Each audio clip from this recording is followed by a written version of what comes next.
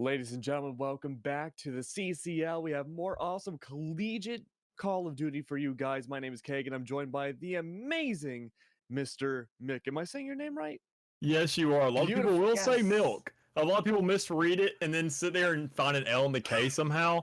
It's like as much as I love milk, I don't love it that much. I cut the L out and I just stick by Mick. Hey, everyone will be healthier if they just cut milk out of their lives, but we have Mick instead as a beautiful replacement instead, I suppose. But what about the replacements for the teams that we were supposed to see tonight? I'm just kidding. We have our normal teams. We have Boulder versus Tulsa here, and it might be a bit of a blowout matchup, or it could be, like we kind of mentioned or debated in the pre show, it could be a very hotly contested matchup. Yeah, and mentioning on that, I feel like overall these teams are both sitting at a really good spot. We got Tulsa at 6-3 overall. We got CU Gold at 6-5 overall. I mean, both teams have a really good stat line when you really break it down and kind of look at in depth about everything. I mean, you do have a little bit, a couple of KD ratios being mixed about here and there, but I mean, overall that could just leave a lot more room for objective players because I mean, when you break it down, that's what this is all about. When you have two of those modes being about contesting a point. I mean, it doesn't really matter how many kills because I mean, in my shoes of a color caster, being back home this week after doing play-by-play last week, I could sit there and tell you that I mean, gunfights, in my opinion, are only about the third of a game. So when it really breaks it down, KD ratios are important and all, but we really got to see what these teams are able to put up when it comes to these maps and what they're able to maintain when it comes to looking at these points, their rotations, and how well they can allocate themselves to contest the opponents and get the leads where they can. Well, I mean, I thought you brought up a really good point in our pre-show too, was that when it comes to the gunfights in Call of Duty, right? Like they're cool to see, they're flashy, they can be impactful, but because of how Call of Duty is right now, it's the positioning that we see the players putting Yep. themselves in, and whether or not they're safe after a gunfight is really the make or break for a lot of them. Yeah, and especially the fact that we are controller locked and, COD as a whole is controller locked right now. So the fact is, when you really look at it, gunfight kind of going right back on my point, gunfights are only about a third of the game because of the fact that it all comes down to positioning. It comes to the fact that aim assist is always going to be usually in play because I don't really know too many people or if anybody that's going to run aim assist, not run aim assist with a controller. But, if you're that A confident, by crazy all means, person. more power to you. But overall, it really does come down to looking at those hot spots, getting your crosshairs lined up where those hot spots are going to be, seeing these teams' tendencies and where they're going to be lining up. So then you can already be aiming down your sights at that point, and by the time they come out, you just pull that right trigger and win that gunfight. Because, 9 times out of 10, if you got 3 bullets on the guy before he notices you're even there, you're probably going to win that. So overall, I really do feel like it comes down to positioning, and that's a huge thing of how hectic hard point and control is when you're having to consider these sites. Meanwhile, in Search and Destroy, you can sit there and, play around with the map a little bit more with the fact of how slow it is, how quiet things feel. Almost feels like guerrilla warfare overall to where nobody ever feels like anybody's going to know where they are because of the fact that, you do have these two sides, but you have all the time in the world, it feels like, to get that bomb down. I mean, what is a better place to start though with all that huge positioning game from Crossroads on Hardpoint? The gunfights, you said it was maybe a third of it. I think it's even less on Crossroads. It's really about finding those early positions, especially with the new P3 change. Yeah, I can agree with you, but I also feel like Crossroads is very, very forceful about those gunfights. With how small the Okay. map it feels in comparison to things like Moscow and Raid, it feels like you just got four little crates and it's like, or four little bunkers, and it's like, all right, you guys just duke it out in there, have your little fun. This is a little gunfight map, so just line it up. Same thing with the things of like maybe Garrison was such a long lineup, and you can see each other right off the spawn. It almost feels like Mexican standoff at that point, to where it's like all west, where it's who can whip it out quicker. But overall, when it comes to Crossroads, it's an interesting point you do have there overall, and we could definitely see these teams proving me wrong today, which I would love to see because I mean I'm here for stats, I'm here to talk about these rotations, I'm here to talk about what these guys are setting up, and if I see something pretty clean, I'm gonna make dang sure to point it out. Oh, I can't wait for you to kind of rip open the game and tell us all the gooey insides about what we should be seeing in the post game, and even while the gunfights are going on too. But keep in mind, I believe Tulsa did choose Crossroads for Hardpoint as map Mhm. number one. Do you think going into this they have an advantage? I feel like they do, even though it's relatively small. When we're looking at KDs and looking at just overall win ratios, they have both teams have played this map an equal amount of time, sitting at 4. but Tulsa has gone 3-1 on this map. So meanwhile, CU Gold has gone 2-2 on this map. While CU Gold has had a lot of tough matchups, I feel like Tulsa's had a little bit more tougher matchups overall. So therefore, giving them the advantage to actually have kind of a bigger game overall, because I love to preach this, the fact that whenever you're facing these larger teams, the likes of Ottawa Gold, these main Oklahoma teams, things that are the likes of that, even if you lose it, it's a blessing just to sit there and have mistakes laid out in front of you against such a strong team, to where it gives you so much resources to work with and so much to work for. So whenever you get around to facing them again, just that overall makes you a better team, because even when you're facing the likes of smaller teams or, kind of middle range teams, it just makes you better just all around, and allows yourself to spotlight players more, allows yourself to show the map knowledge more, and allows you to sit there and just overall show your team composition to just shine a lot brighter. I mean, when it comes down to it, right, it doesn't matter if you're T7 or T1. Practice, practice, practice, practice, practice, practice. Hold on 1 second. Practice, practice, practice, practice, practice all makes the hugest difference when it comes to the majority of these teams. But I think we're just about ready to get started into map number 1 here. It's going to be Crossroads, Tulsa's pick on a hard point. Now, we did talk about it just now about how it can be effective, how the gunfights may be good and forceful at times, but also the positioning just as important as well. What should we expect going into P1? I think, these guys, this is where it really sets up, and what these guys are kind of going for. If you see a man going for a flank, they're going to go ahead and start setting up for those spawns on P2 if you spawn up on top of that hill. But overall, if you're not allocating towards that, you're really trying to get enough time on that point on P1 to go ahead and establish yourselves to where you can sit there and take the time, allocate the time towards P2 to not only infiltrate, but you have a lot more open area to work out on those outsides to get yourself those spawns ready on earlier, and to get yourself ready for that next point to where you can even out the odds and keep the advantage going. So it looks like right here off the bat, Tulsa is going to have a very split kind of allocation here, seeing as we're going to see 2 guys going for the site and 2 going out to the side, but 2 of Tulsa's getting picked off pretty quickly here. Yeah, I did like the spawn area that we did see Boulder have. They did have a bit of advantage early take on P1. They have 40 points ahead, and that's not going to be a huge advantage right off the rip, but them being able to hold down the site could be good for them going forwards. Tulsa, though, already able to capture the point back, taking advantage of it, already taking the small, very tiny lead, but it's just bouncing back and forth. Right now, not a whole lot of gunfights occurring at the moment, mostly just a stalling game, a bit of a cold war, if you will. But I'm mostly curious about what's going to happen going to P2. A lot more dominant gunfights going to the favor of Boulder's side, but even then, none of them have been really too impactful. But we have to wait and see what P2 has to offer. Yeah, mentioning P2 right there, we did see Static set up in the back right there, trying to get those spawns down, but also trying to lock in those guys who were trying to rush P1. When you do see that we have 6 seconds left, maybe him trying to engage those 2 guys right there on top bunker wasn't exactly the best idea, but, if you can get those kills, you definitely have an upper hand there. But overall, Criteria trying to make a big play and not following through with it, as it's looking like Tulsa's doing pretty good right here, setting themselves up for that next point, regardless of how they were on P1. It looks like they're going to buff it out right here. I'm loving these rotations coming out from Tulsa. They take over the point yet again, and there's no one there to contest, it seems, on Boulder's side. Tulsa were looking really good, but they got wiped away completely, it seems, by Ezio, and now they have it almost completely uncontested. It's coming up now whether or not Tulsa wants to go for the point, or they just want to wait for the next one to go through, but they have 28 seconds to debate.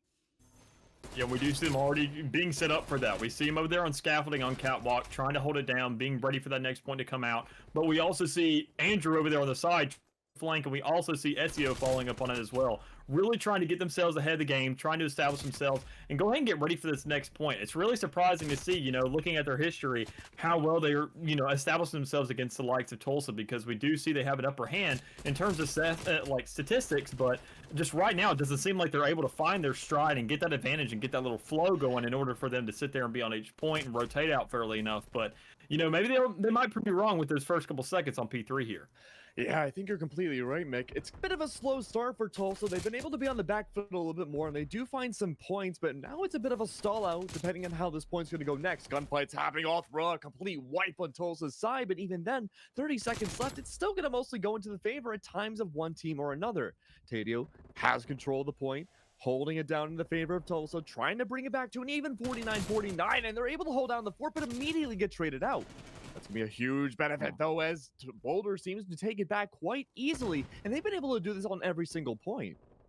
Yeah, overall, they're just showing that they're much better about infiltrating, much better when it comes down to these gunfights and finding those small engagements, which, I mean, all in all, which I've, earlier mentioned, talks about, the gunfights for this map, how forceful it is, how much importance there is in terms of getting those close quarter gun fights done, and showing that usually in this case, that the AK-74U is going to be, the true MVP when it comes to these matchups, because, I mean, how much can you exactly get done when a man's standing 2 feet in front of you with a Krig or an XM4, unless your aim is just otherworldly. But right now, these guys are really going to have to step it up when it comes to this P4, because, I mean, seeing how far distance it is and how much is finally in the open for these guys, it's showing that Tulsa isn't going to find as much to be able to find a contest and even get on this point with how set up it is behind those crates. Oh, and this is the new point too, right? So wide open, still a little bit newer to a lot of teams, but look at Boulder. They're now in the triple digits, and Tulsa's being left behind. They haven't been able to find too many points in the last few rounds, and this is going to be a huge problem for them to find.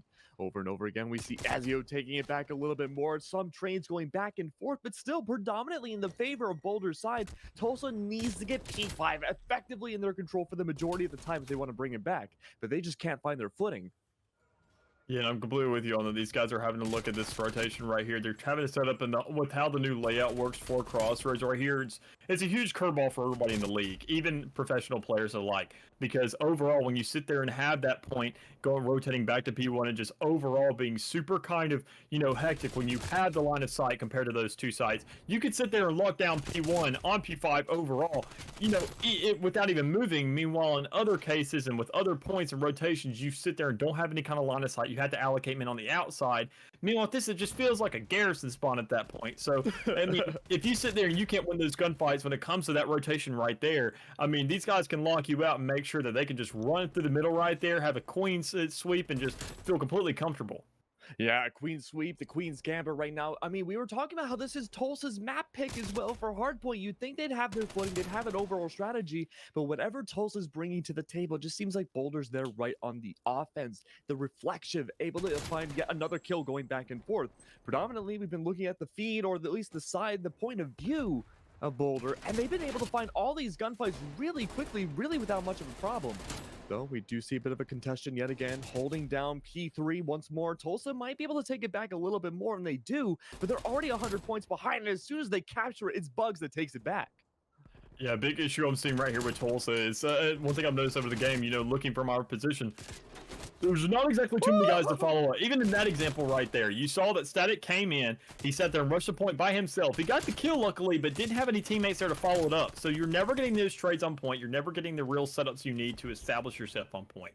You can get as many kills as you need to all day, and you may look great when it comes to KD, but overall, these guys are going to sit there and trade you out in much better format when they're having 3 guys shoot at one who trades out a guy.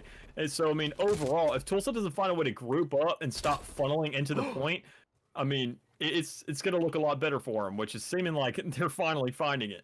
You're right. They finally got the wipe in their favor. They have control of the point, but they need to hold on to it, and that's the biggest struggle we've been seeing on Hardpoint. Yara now holding down the fort, looking to see what they can find. Finds one, gets traded out, though. This is going back in the favor of Boulder. If they lose it now, they could lose the entire map number 1. Bugs holding down the fort, trying to dodge these trades. Is able to find one, but what about the others? Tulsa gets wiped out again. And sure, the trades go through everywhere they can, but look at this. Nearest coming in from behind, having Tulsa in their name, could bring this to the triple digits. Yeah, and we see these guys finally trying to hit 100 right here, because the fact that they got this set up so well. You see so many guys on the point, so many guys allocated around the point, so they're finally able to maintain these trades if need be. You see Tadio trying to follow up right there, but earlier, I do want to mention the fact that he rushed out of that point, taking off time for his team in order to try and get a kill. So as important as gunfights may be in such a smaller map like this, in a contested map, you do need to sit there and find ways to scrap as many points together as possible, especially when you're such a deficit where they were only in the double digits at that point. So overall, these guys have to find ways to find themselves, get as many scrap points as possible, and find a way to get back in this. And Ray's looking like he's being the front man for that right now. And this was the point, too, that was so dominant in the favor of Boulder last time we had seen it, right? Almost the entire time, Tulsa never had a chance, and they have full control, it seems. Or at least they did a little bit. Andrew's able to take it back, though, blocking his line of sight, making sure he can hide away and just farm those points. But what about Ray? He's able to find the body, gets traded out immediately. No one's been able to take it back. As soon as one gets control of the site, they get traded out above. Though, Big criteria, holding over the body of Andrew right where they had fallen just only a few seconds ago, is trying to hold down the fort, and Tulsa's not even pushing up until now. Yeah, and I'm completely with you on this. The fact that these guys are trading out a lot, finding ways to get each other on. But Criteria did a great job right there, maneuvering up. You know, he had his teammates had his back right there when he was pushing that point. You saw we had two guys over there on the cliff on the mountainside trying to, you know, ping that man down, get him before he got on the point. If you get a guy behind those crates and get a trophy system set up, that point is extremely hard to get a hold of once again. So you have to find a way to get yourself on there, and once you do, it's going to be extremely hard to take with how much setup and resources you have to allocate just to get a single man off. So with that, they have to sit there and find a way when it comes to that point, especially setting up for the next one. That's why P5 is so huge this time around, how much difference is made with the point being changed. And there's no clear solutions here for Tulsa's side. Time is running out very fast. 27 seconds left on this point, but only 20 points left really needed for the side of Boulder in order to secure map number 1. 25 now. Still in the favor. Andrew's able to find these kills. Almost makes it a double, but unable to secure the kill. That's going to be Tulsa having control of P1 yet again. But around and around they go, playing ring around the rosy on this car as much as they can. No one's been able to get the sight other than Tulsa this time around. Though, points still rising up for Boulder's side. It's going to be only 20 left, and it looks like the overextension from Boulder's not really working out in their favor. They're trying to secure P2, but Mick, if Tulsa can find an early version of this, they might be able to get points 2 and 3. Yeah, they could have actually right there when we saw two guys right there at garage door getting that pick over on Criteria, but they didn't exactly move in on that, which I'm pretty confused on. When you see that you finally have two guys ready to sit there and make the trades out, but yet you don't move in on the point with that, you wait instead for Near to be trying to come in here clutch and capturing it by himself. I mean, it's just overall very confusing to sit there and watch and try and figure out what kind of standpoint they're coming from. We do see Ray once again trying to make a solo push. Lots of funneling going on here, which honest to God is probably the reason CU Gold pulled out this win.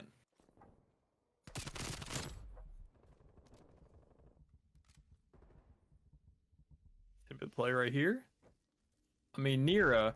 I mean, this man had the points right here. You saw he made that push right there. But, I mean, no real guys were able to follow it up. Static was there. But once you sit there and get that push, you sit there and need to know that Criteria is right there. It's almost like he forgot that his teammate was fighting him in the background. Holy.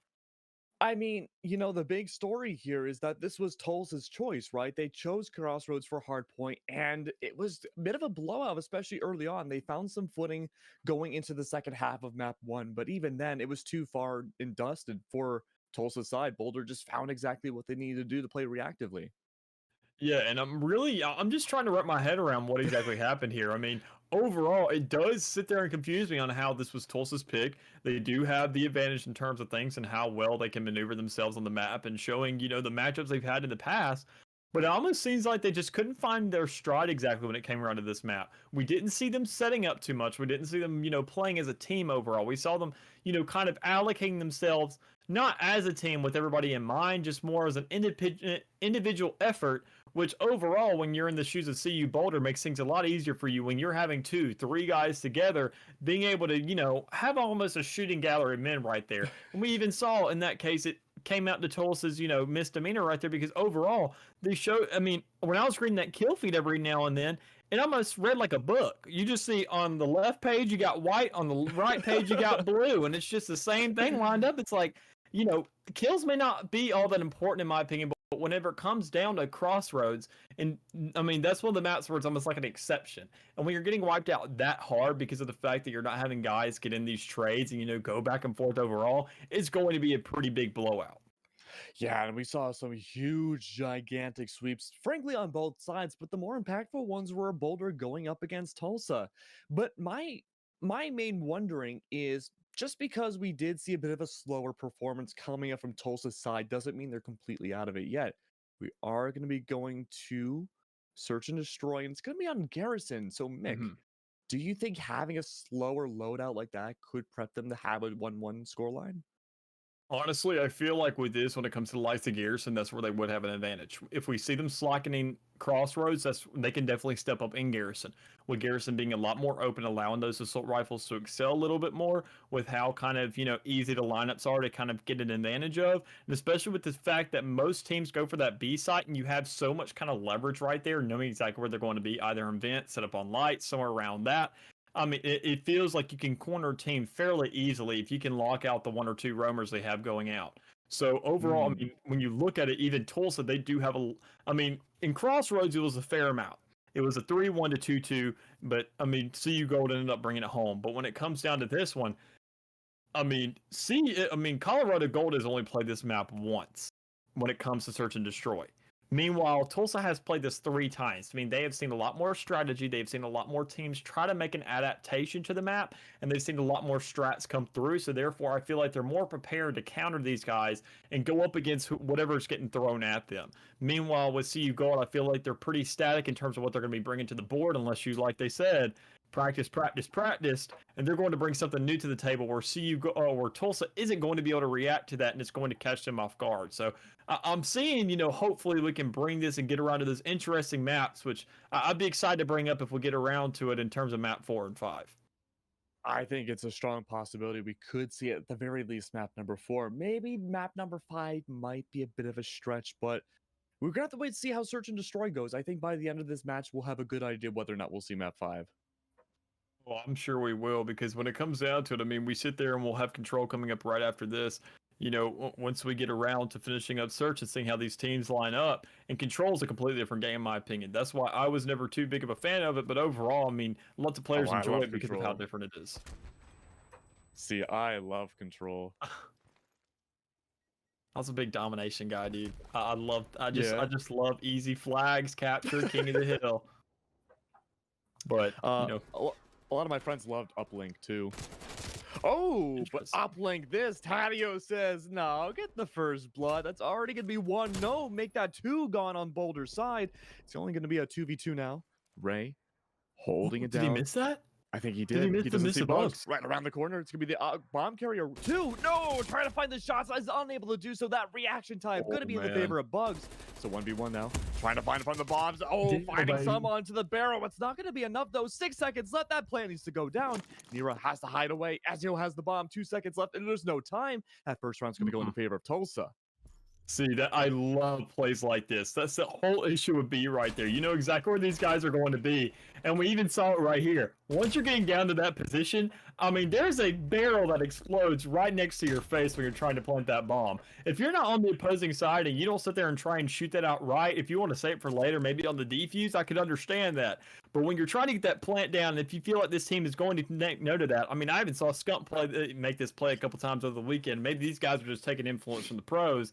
I mean, when you see that there's a whole barrel right there that's going to explode, and you had the likes of a free lethal, which Flak Jacket doesn't exactly do too much for you.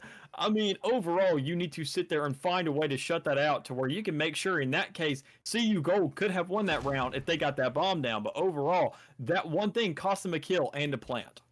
Right on the money, Mick. But we have to wait and see what happens next. A very uncharacteristically slow matchup now between both teams.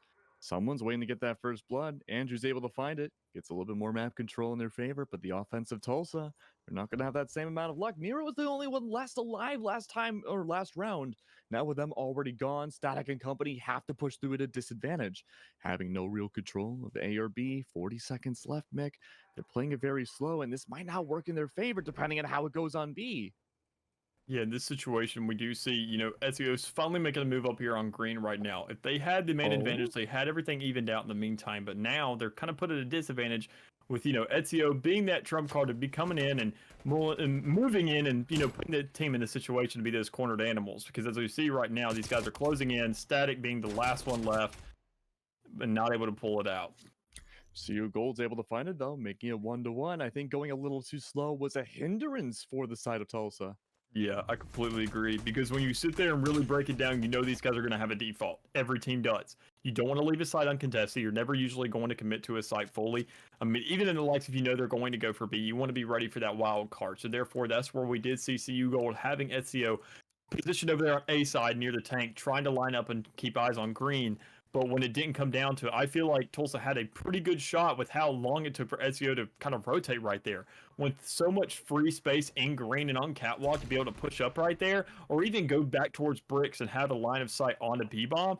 I mean, the fact is, you're wasting a man right there when he's not in that gunfight with you, and Tulsa did take advantage of that fact. They sure did, Mick.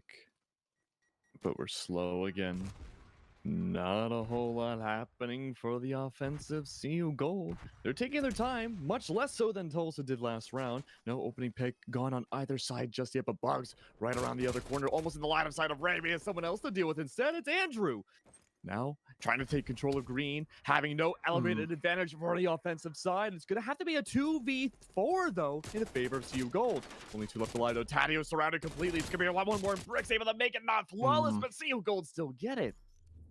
Man, these two right here, when you saw those two guys allocate towards A, which is Ray and Nero right there, we did see Nero getting, Ray, excuse me, we saw Nero getting picked off, and we saw a man right up there, Static, getting naded out right there.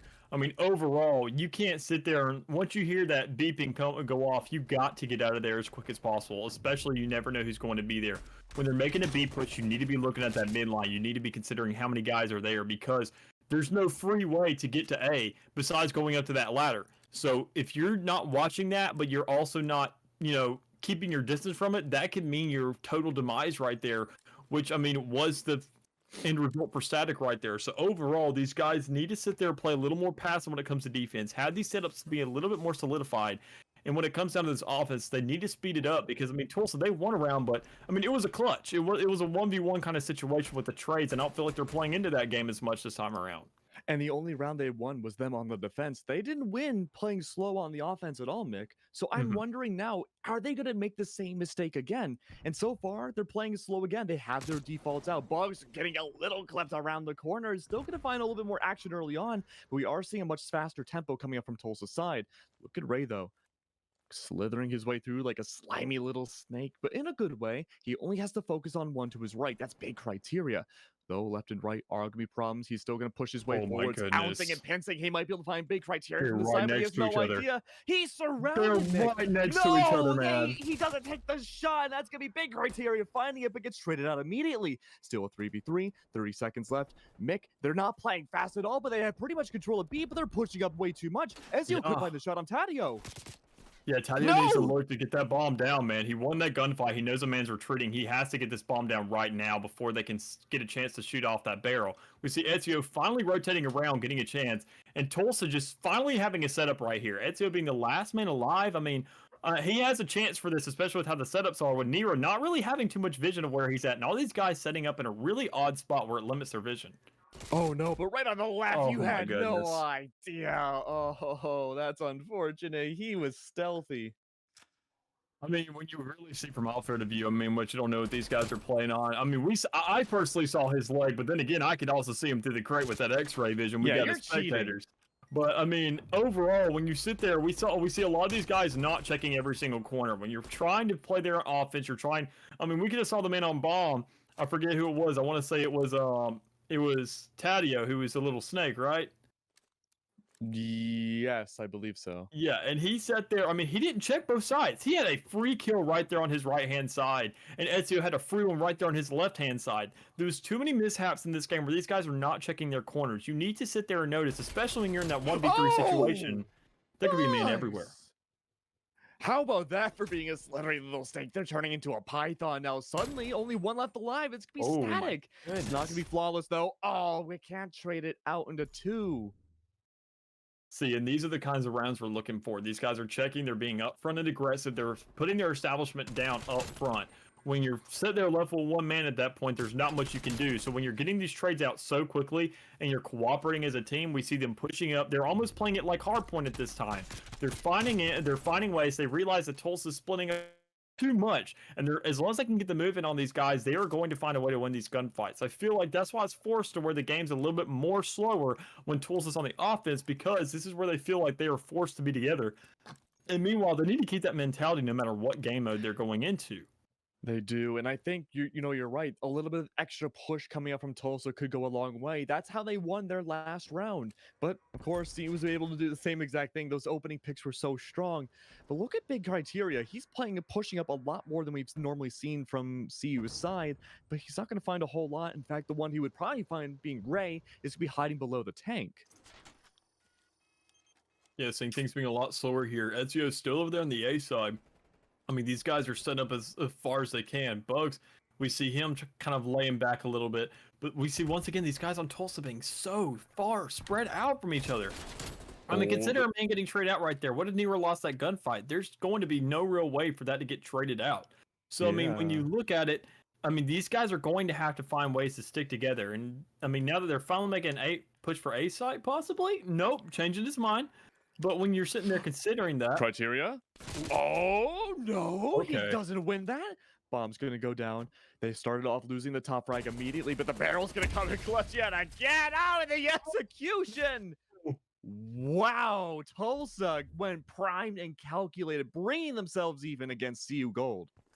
Okay, that was a good play there in the end. I'll admit they sat there and finally, I feel like Tulsa's a little bit late to the gun when it comes to grouping because we saw they finally did get a way to get those trades. But when you're in a 3-1 situation, I mean, as long as you play as a team and you sit there, you guys can be 3-piece in a pod at that point. You're most likely going to win that. So I feel like these guys need to find a way to get those setups that get late game and find them a little bit quicker. Therefore, they'll finally find a way to get themselves flip the table of this little 1-1 back and forth they got going on to find a way to pull this out. Meanwhile, I don't really have too much to say about CU Gold because overall they're doing fairly well. These guys are making a very strong push when it comes right off the bat of the round. These guys are finding ways to get these picks really quickly, and it really comes up down to Tulsa's setup and the fact of how spread out they are. We see a guy under tank right now, no real way to get a first blood besides Tadio, who's out there in the open, and Nero, who's looking to probably get a little push right here. Oh, Nero's gonna find one right on the other side of green, decides not to go for it, but the entire gang and squad comes on by. Easily is able to find the opening pick, but not gonna be traded out immediately. No, and back grenades are coming through. They're gonna be trying to go on and surround themselves and take down Nero instead. And suddenly, there's only one left alive. Tadio, last one alive, has to surround themselves in brick, go the long way, try to find the op spawn. No, not able to find that either, but look at that, around the corner, is able to trade it out, bring it to a 1v2, but they know exactly, or relatively, where Tadio is. 35 seconds left, gonna make that 0 though. CU Gold inch it out again, only needing 2 more to bring it to map 3.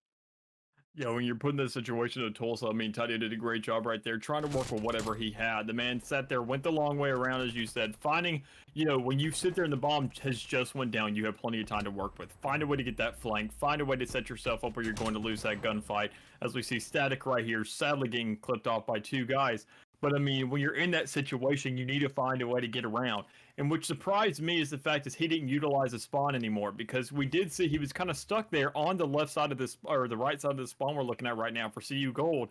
But he didn't find a way when you have so much more room to work with over there on that side. I mean, you can hop over the train right there. You can play around with that. You can utilize that area, and you can fully lock that down and then come up from top crate to look over that bomb site. But otherwise, I mean, it just feels like, you're not making use of your resources that's given to you at that point.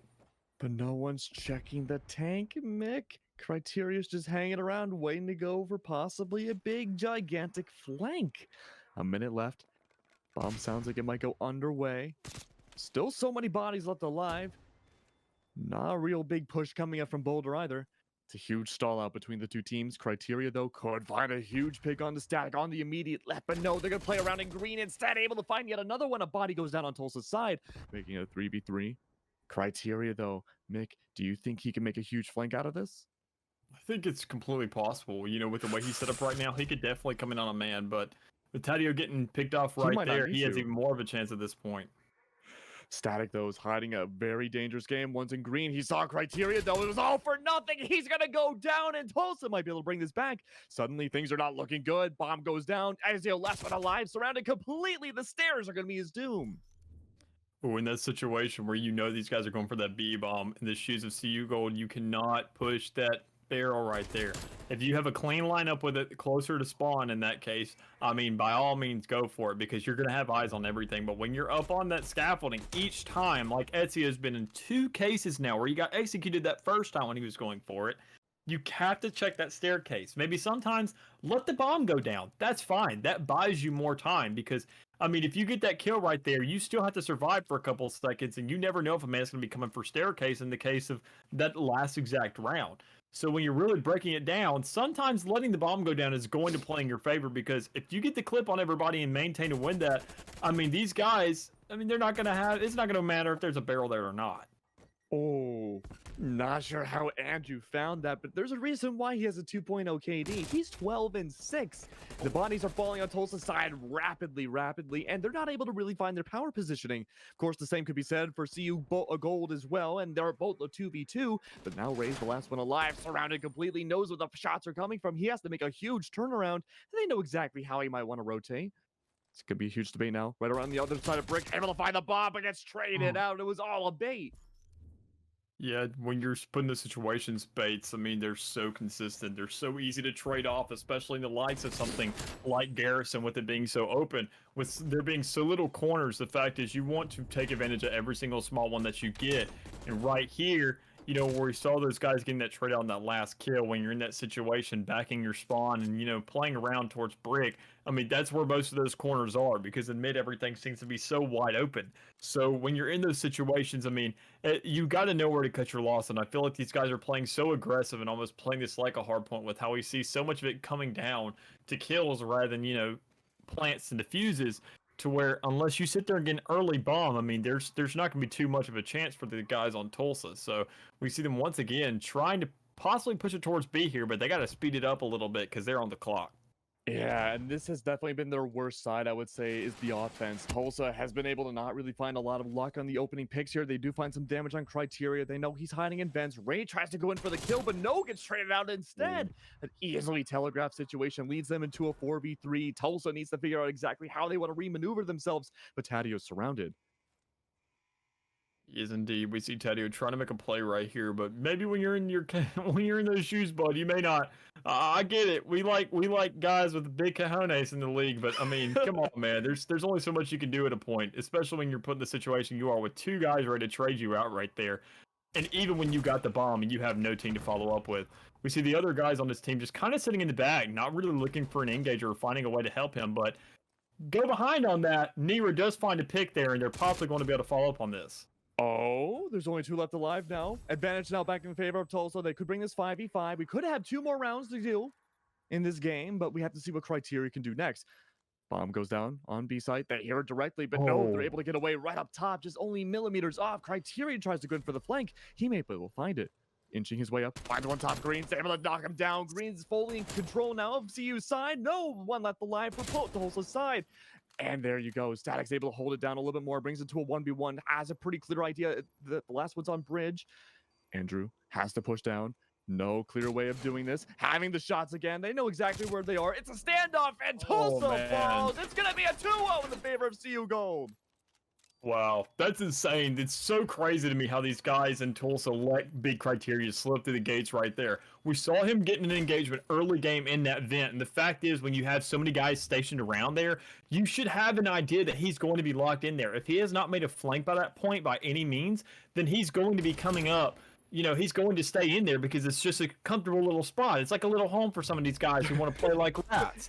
I mean, they feel like they live in those vents. So when you sit there and you know that he's locked down there, you need to possibly get a guy to follow up on that. Maybe when you're getting the bomb down, get a man to go up on the flank or something like that, because we did see when that bomb was going down, Criteria wanted to make the push on it. So when you're in those situations, I mean, I feel like a little bit too much has been given up for Tulsa tonight, and I feel like, you know, we were talking about it earlier, and I said I feel like they had the advantage, and I feel like I'm being a coach for them right now, you know, because I just feel like I'm trying to get, you know, I want my prediction to be right overall, but when we're really breaking it down right now, and you know, going back to the caster shoes of being neutral about everything, I mean, CU Gold just doing a lot better about things overall, finding ways to play as a team, finding those trades, and that's what COD is. I mean, only one man can do so much.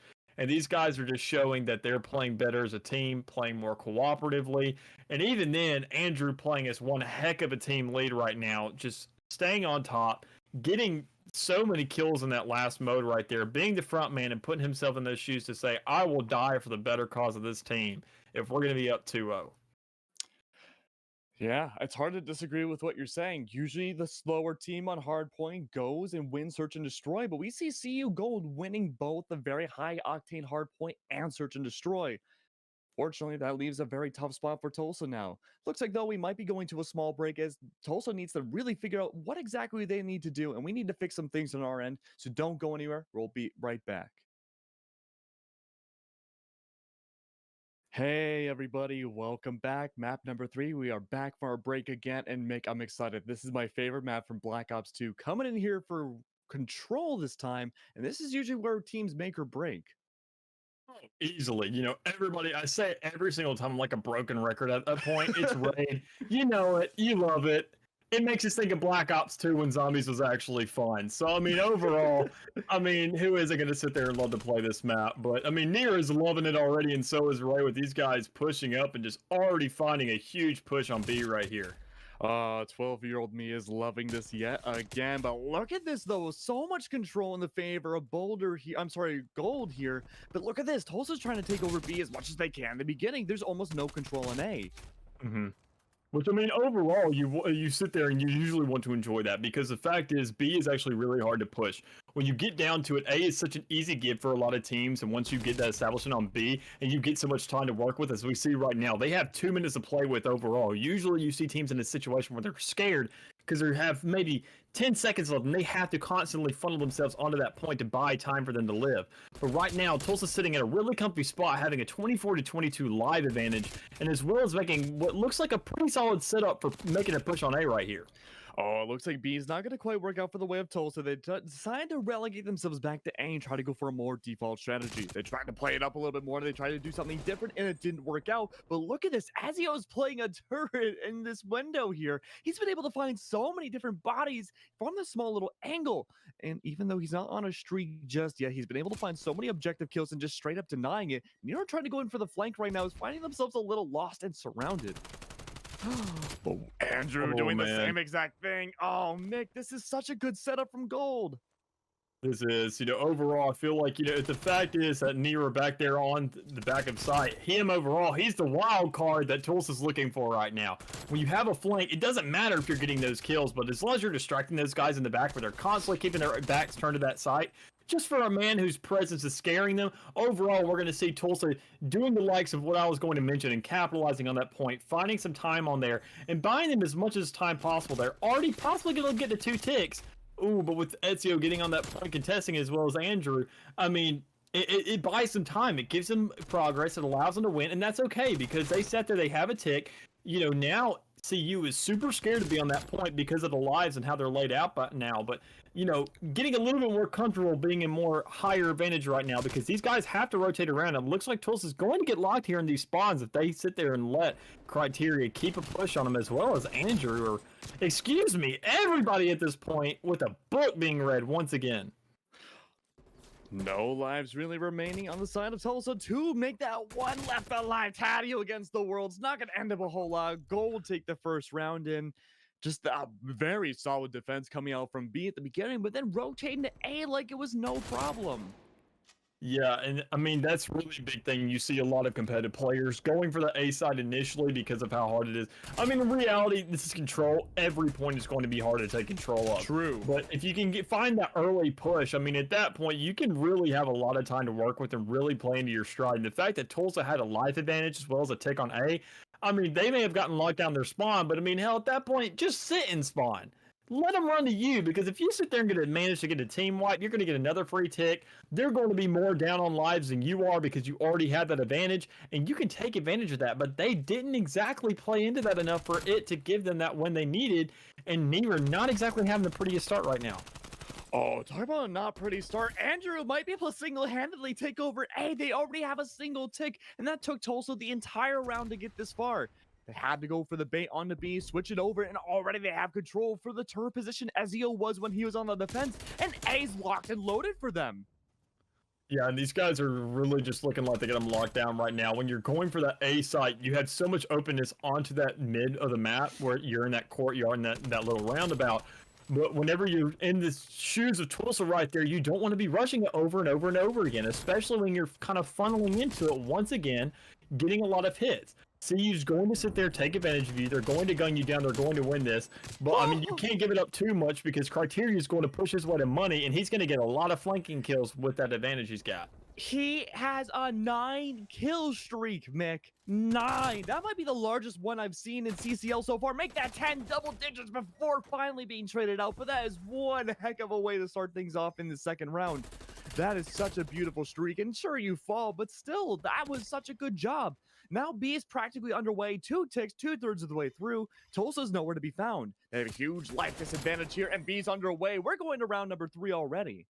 Oh my goodness, man. Especially with them streaks when we saw. I mean, overall, even if you get on that point, it doesn't matter what happens. You can win with lives at that point because if you're on a streak, you're making sure that you're preserving your team's tickets in terms of lives, and you're ticking down the other teams overall with Criteria doing a great job right here, capitalizing on that, getting those streaks. I mean, that man right there was the whole reason they won that round. When you sit there and you're maneuvering yourself around, getting those flank kills, finding that establishment mid, getting around in the basketball court, just really locking down a whole site to where your teammates can just sit there, break out their lawn chairs, break out a nice, kick and margarita and just have a blast on that site. I mean, there's not really much you can do at that point, especially, if you get locked out and you die by any chance, you get all the way back into your spawn, but your team's still there, you can pop those kill streaks and easily give your team that win. Oh, man. All this theory, all the crafting going through. Tulsa didn't even try to go for B again this time like they tried to the first time they were the offense. No, they're trying to go for A, and they might be able to quickly take it over. But coming through on the rightmost side, they're able to almost get it back. This could be a good chance for them to really bring it home. They need this right now. If they can't capture A, it's all but over for the entire series. Look at Ezio, though. Trying to find as much as they can, having the defense back. It's already 2/3 of the way done. There's no way to prevent that now, but they have to make sure that last tick doesn't go underway. Yeah, and we see these guys right here, CU Gold, just kind of hold it down as best as they can and establish themselves. But, I mean, Tulsa at this point in the game, it looks like they're coming to the A side. Now, I want to say I preach it a little bit too much, but I mean, there's so much kind of influence on this, is the fact that you have 2 sides to work with. You have a lot of room to sit there and put these guys on the edge of their shoes. And, the larger the map is, the more advantage you have with that. These guys at this point, I mean, it's great you have 2 ticks on A, but you may want to start looking at B in this stage in the game because overall, I mean, that's still going to buy the clock, that's still going to freeze it, and that's still going to give you progress. And say they sit there and full stack on B in that case. They have a free push to A, they can finish it up and reset that timer, giving themselves another minute to work with because they do have a life advantage this time around. Criteria isn't much of a worry with those streaks with them going away. So, I mean, they have plenty to work with if they can find a way to manage it. And that huge rotate coming up from CU side onto B was so nicely telegraphed that they made it work. Static, though, doesn't get the memo, though. He's going to try to go for A again, so does the rest of Tulsa. They baited themselves over to B relatively quickly, thinking this could be their chance to bring it back to A, but no! Bugs is still holding out before Criteria on a huge ripping streak. Takes 4 bodies away. 10 seconds left, though. The series could be over. And a blink of an eye, 7 left. It's up to Tulsa now. Barely any lives remaining. They had to bring it back. They try to go for a mad dash on the B. It's too little, too late, it seems. They have 1.9 seconds left. They have to make this work. Almost no bodies remaining. They have to do it almost single-handedly. But they're losing the time. And CO Gold went flawlessly this series. Oh my goodness, man.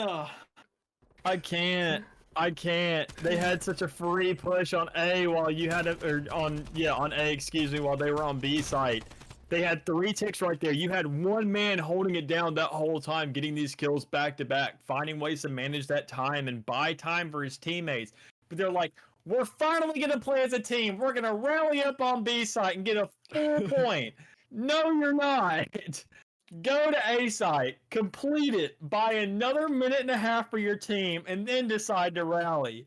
I mean, that wasn't a puking rally at that point. That was just puking after trying to rally. I mean, it wasn't what they needed, man.